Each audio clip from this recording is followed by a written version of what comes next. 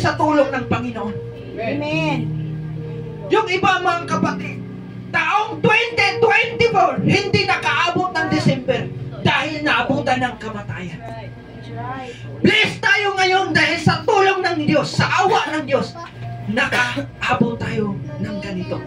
Aabot tayo ng 2025. Hanggang saan aabot ang pananampalataya mo ngayon, kapatid?